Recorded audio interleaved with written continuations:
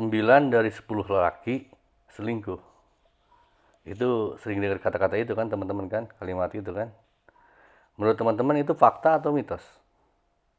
Menurut saya itu mitos, omong kosong gitu, nggak bener itu. Kenapa? Karena perbandingan jumlah lelaki sama perempuan itu 10 banding 11, 11 banding 12, ya gitulah deketan pokoknya mah. Coba lihat data statistik. Total jumlah penduduk kita sekarang adalah 273 juta jiwa. Terus laki-lakinya 138,3 juta jiwa atau 50,5%. Penduduk perempuan itu 135,57 juta jiwa atau 49,5%. Lah kalau 9 dari 10 orang laki itu selingkuh, terus selingkuhnya sama siapa? Sama laki lagi? Ya sama perempuan lah, gitu. Jadi nggak bener itu. Kalaupun misalnya itu dibilang 9 dari 10 lelaki itu selingkuh, maka perempuan bisa lebih dari 9, bisa jadi 11 dari 10 perempuan selingkuh kali. Saya jok. Tapi coba gini lah. Kenapa hal ini penting? Karena saya dari umur 5 tahun Mas mengamati ini. Saya dari kecil ngamati karena saya juga di rumah tangga yang broken begitu kan. Saya ngelihat perempuan juga pada selingkuh, udah dikasih rumah, dikasih mobil, dinaikin hajah gitu kan, udah jadi hajah, pulang selingkuh sama supir gitu kan. Jadi hal-hal seperti itu buat saya jadi pembelajaran gitu. Nah setelah saya terus belajar gitu sampai sekarang ya, waktu itu saya 5 tahun, sekarang saya udah 48 tahun. Jadi udah sekitar berapa itu? 43 tahun 43 tahun lah saya mempelajari ini. Dan yang saya pengen sharingkan ke teman-teman, yang perlu kita ketahui adalah motifnya dulu, gitu, motifnya. Kenapa orang selingkuh, gitu. Nah, kalau lelaki itu pada dasarnya kita bisa pilah jadi 3. Pertama itu lelaki yang bener-bener soleh lah, dia nggak pernah dia nyari cewek sembarangan gitu kan, ya sama istrinya aja gitu. Kalau pacaran pun dia sama pacarnya aja, udah pacar udah gitu kan. Itu saya juga pernah ketemu sama teman-teman yang memang dia jujur banget. Saya tanya, Mas, emang Mas udah dapet istri yang udah sesuai keinginan? Sudah. Wah begitu, pasti banget jawabannya. Dan saya juga secara statistik, teman-teman saya di tempat kerja, di gaul, saya tahu teman-teman yang memang nggak pernah ke diskotik, ke tempat-tempat pijat, nggak pernah. Saya bisa pastikan gitu bahwa dia nggak pernah gitu. Jadi yang pertama itu yang benar-benar baik, jujur, soleh gitu. Yang kedua, ada juga lelaki yang memang dia suka jajan, suka kesana kemari, main sana, membohong sini, bohong situ gitu kan, supaya dapat cewek, bisa grepe segala macem. Tapi dia begitu itu sampai dia ketemu yang cocok aja, karena dia belum menemukan yang cocok gitu. Jadi dia nyari terus gitu. Kalau udah biasanya yang kayak gitu, laki yang kayak gitu, pas udah dapat enggak nakal lagi gitu. Kemudian yang ketiga, ada yang lelaki yang memang hobinya jajan, ya hobinya ke tempat pijat, ke diskotik segala macam gitu kan. Nah, kalau yang begitu emang nggak ada insafnya, sampai tuanya pun walaupun dia dapat istri yang cantik, jelita gimana pun, ya dia tetap jajan gitu. Yang kalau udah dapat yang begitu ya gimana ya? Ya itu nasib kali. Nah kalau ini juga saya pernah merhatikan temen cewek cantik, wanita cantik, terhormat, uangnya miliaran banyak gitu, tapi suaminya selingkuh. Kenapa ya? Malah kawin sama ABG katanya. Kenapa gitu? Dia sampai pusing gitu. Ya itu mungkin bermanfaat untuk Anda. Teman-teman ketahui bahwa kalau laki itu dibagi 3 kategori itu gitu. Jadi yang pertama itu yang baik, yang kedua yang nakal sesaat gitu. Yang ketiga yang memang ya bakat alam udah dari sononya gitu. Dan memang kalau dilihat dari perkiraan statistik gitu. Sebenarnya kalau kata saya sih lebih senang nyebut yang baik itu 1 banding 100 kali. Di antara 100 orang teman kita, mungkin yang baik, yang benar-benar nggak pernah nakal gitu, paling cuma 1 orang. Ya berita buruk mungkin buat ibu-ibu, cuman buat para ladies gitu. Cuman ya begitulah. Jadi ada cerita, ini cerita ngelantur. Jadi ada sapi katanya. Sapi ini bisa apa namanya, mengawini beberapa sapi betina, kuat banget gitu. Kuat banget kawinnya. Pas ditanya sama pawang sapinya, "Om, ini gimana caranya si sapi ini supaya kuat kawin?" "Gampang Bu," katanya. "Ganti-ganti aja bikangnya, betinanya." Aduh si ibu pada manyun. Ya lelaki yang begitu Bu, fitrahnya lelaki itu kalau ngelihat perempuan seneng gitu. Tapi yang baik juga ada, ya saya doain pasangan Anda adalah yang baik. Gitu. Motifnya apa gitu kemudian? Motifnya gini, saya juga merasakan, saya sebagai laki ya, yang diinginkan laki itu cuma dua, di atas perut dan di bawah perut. Di bawah perut itu dominan buat laki itu, jadi penting sekali pemahaman pasangan untuk mengetahui itu, gitu. Nah kemudian kebalikannya, para wanita. Sebenarnya wanita juga sama kalau saya amati. Saya sering kok ngelihat orang ya yang saya ceritakan udah dikasih segala macam, tapi tetap aja nyari ya. Nyari yang muda gitu. Udah sama suaminya dikasih uang, dikasih mobil, dikasih fasilitas supir gitu. Malah nyari yang baru. Kan kurang ajar gitu ya. Terus gini ya. Realita aja ini mah kalau kita lihat kalau laki biasanya misalnya katakanlah selingkuh gitu ya. Ada wanita idaman lain, dia mainnya di luar. Kalau wanita itu kurang ajar itu suka di rumah sendiri itu, ya maaf ya wanita, ya ini koreksi buat para ladies gitu ya. Ya pada dasarnya menurut saya obrolan dan pengalaman kemudian apa hasil analisis sama teman-teman cewek yang udah kahot di bidangnya gitu. Pada dasarnya wanita juga sama, bisa kita kategorikan jadi 3, sama.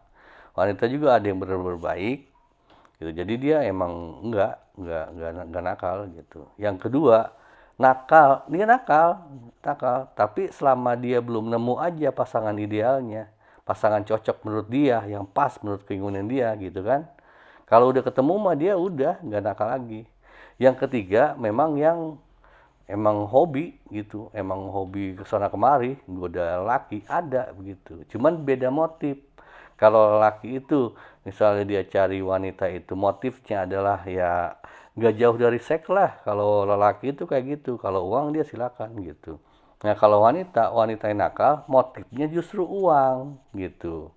Dia nggak terlalu mikirin ke seksual. Justru kalau yang mikirin seksual itu masuk kategori ke yang kedua, yang nakal selama dia belum dapet yang dia cocok aja. Kalau dia udah ketemu yang cocok, dia nggak nakal lagi, dia nggak mikirin uang, bukan uang masalahnya gitu loh. Coba aja perhatikan dan resapi gitu, kira-kira begitu nggak?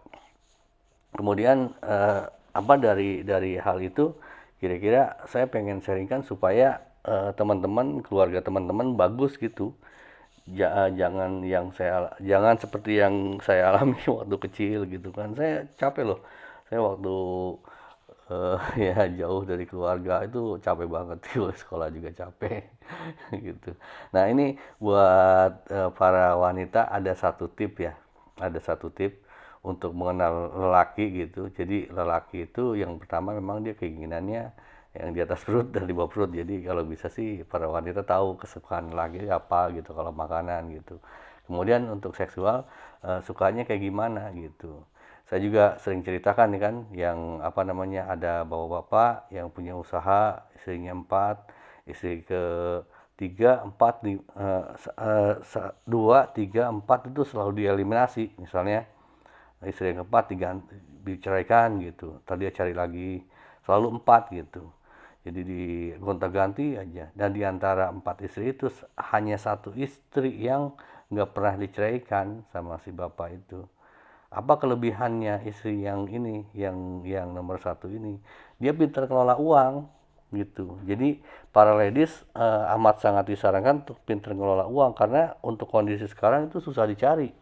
Kondisi sekarang para wanita sekarang itu kebanyakan ngabisin uang pinternya kalau ngelola susah gitu. Jadi wanita harus pinter ngelola uang. Yang kedua, kenapa sih Bapak itu udah dapat istri yang pintar ngelola uang kok masih juga nyari nomor 2, nomor 3, nomor 4. Nah, berarti urusan bawah perutnya nggak beres gitu, ada yang salah gitu. Nah, istri yang pertama ini bisa dia apa namanya ngurus masalah keuangan, tapi untuk urusan seksualnya, urusan biologisnya dia nggak mampu gitu kan. Kalau bisa dua hal itu, ya mungkin sebetulnya saya juga ngerasain, apalagi saya udah tua ya. eh, Punya istri banyak kayak nggak kebayang saya mah. Satu juga capek, itu apalagi banyak begitu. Kira-kira itu apa arahan, bukan arahan ya, pesan gitu buat para ladies supaya jangan sampai kecewa dalam berkeluarga gitu. Itu ketahui itu. Nah, buat lelaki, laki kebalikannya. Laki kan udah banyak lah di antara teman-teman yang udah ngerasa udah menafkahi dengan baik, lebih gitu, di atas rata-rata gitu, udah ngasih fasilitas. Tapi kok istrinya masih nyari-nyari aja. Kenapa gitu? Ya, kita juga sering kan sharingkan bahwa yang diinginkan perempuan dari laki itu sebenarnya banyak banget loh, banyak. Nih kata cerita yang Imam Ahmad ya di kanal Dr. Don saya pernah ceritain apa namanya yang diinginkan wanita dari laki itu apa aja gitu kata Imam Ahmad bin Hanbal ketika anaknya mau nikah. Yang pertama dan kedua, wanita itu suka suka banget dengan pernyataan cinta. Jadi kita bilang I love you gitu, saya sayang kamu. Itu penting banget gitu. Itu sampai nomor satu dan nomor dua gitu kalau kata Imam Ahmad gitu. Yang ketiga, wanita itu membenci laki yang keras gitu. Jangan sampai kita keras ke wanita. Wanita itu kan lembah lembut. Jangan pernah keras. Walaupun salah juga jangan dikerasin gitu. Yang keempat, wanita itu menyukai sesuatu yang seperti dirinya. Maksudnya wangi, cantik gitu. Dia mau laki yang ganteng lah gitu. Jadi kalau bisa kita jangan suka apa namanya jorok di depan perempuan, depan wanita gitu. Kemudian yang kelima, itu wanita itu kalau di rumah dia merasa merasa kekuasaan dia, makanya jangan pernah apa namanya membuat dia seolah-olah eh, tidak berharga di rumah gitu. Saya juga secara pribadi kalau ke rumah teman misalnya diajak diundang ada main ke rumah saya gitu. Saya tanya istri di rumah, oh iya. Oh saya hati-hati sekali, beda sikap saya karena saya tahu saya harus memposisikan istri teman saya itu seperti ratu lah, saya tunduk-tunduk aja ke dia gitu. Kemudian keenam, wanita itu nggak bisa kasih milah, kasih pilihan gitu. Misalnya, kamu sayang saya, kamu jangan gitu sama keluarganya, kamu jauh-jauh dari keluarga, kamu dekat ke saya. Itu wanita itu nggak bisa dikasih pilihan. Wanita tuh pengen dia sama keluarga baik, sama sama suaminya baik gitu. Jadi jangan suka dikasih pilihan. Wanita itu suka bimbang-bimbang, kasih aja dua-dua aja. Jangan begitu gitu. Kemudian yang ketujuh, wanita itu katanya diciptakan dari tulang rusuk yang bengkok gitu. Jadi jangan suka diluruskan, biarin aja. Memang itu kecantikannya di situ gitu. Tetaplah berbuat baik gitu. Kemudian yang kedelapan, wanita itu suka suka ngilang-ngilangin, suka ngalengitkin gitu bahasa Perancisnya itu, perabatan Ciamis. Kalau ngomong di depan kita gitu, misalnya di depan itu, wah kamu mah nggak pernah ngasih apa-apa gitu, kan udah jelas yang menafkahi dia siapa gitu kan. Kamu mah nggak pernah baik ke saya, kamu merengek terus, itu bahasa-bahasanya, bahasa perempuan tuh memang begitu. Bahasa-bahasa hiperbolis, dilebih-lebihkan gitu.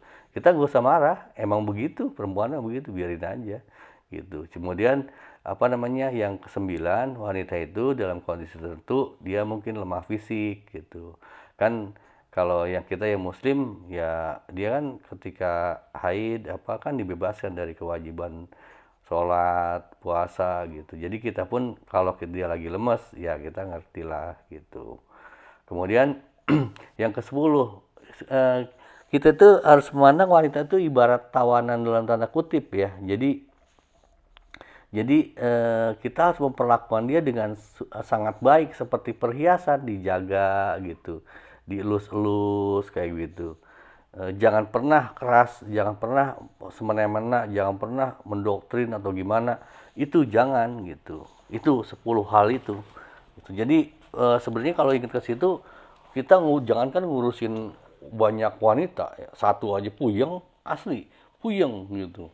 Soalnya saya kalau saya gitu, saya secara pribadi udah merasa memenuhi 10 itu aja udah menghabiskan energi. Saya pernah berpikir bahwa secara pribadi ini, nggak tahu teman-teman, lelaki itu kayaknya harus punya sumber daya uang yang tidak terbatas, waktu yang tidak terbatas untuk memenuhi keinginan-keinginan perempuan gitu. Tapi ya ya begitulah gitu.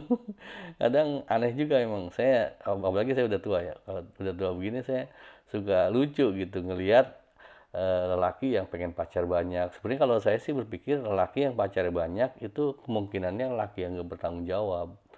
Yang paling penting buat laki itu kan tanggung jawab, Mas. Paling penting itu yang jadi ukuran bahwa Anda adalah lelaki atau bukan itu tanggung jawabnya. Kalau Anda suka ngelempar-lempar tanggung jawab, kemungkinan Anda cewek kali, bukan lelaki. Mending pakai rok aja. Lelaki itu harusnya punya tanggung jawabnya besar. Kalau perempuan emang suka gitu, suka ngalih-ngalihkan. Ya itu bukan tanggung jawab saya, tanggung jawab suaminya, temennya, deketnya gitu kan. Gitu, memang begitu. Nah itulah menjadi tanggung jawab, kalau buat saya sih, tanggung jawab suaminya gitu. Jadi dalam hal ini eh, sebagai penutupnya ya, hasil hasil saya mengamati sekitar 40 tahun, gila kan saya ngamati ginian 40 tahun. Masalah perselingkuhan tuh apa sih? Masalahnya adalah kegagalan, menurut saya kegagalan. Kegagalan untuk memahami keinginan-keinginan pasangan kita. Kalau kita tahu sebenarnya keinginan-keinginan pasangan kita, karakter pasangan kita, ya dan kita mau untuk memperbaiki gitu kan, maka tidak akan ada perselingkuhan gitu. Dan satu lagi ya, ini besar dan vital gitu menurut saya.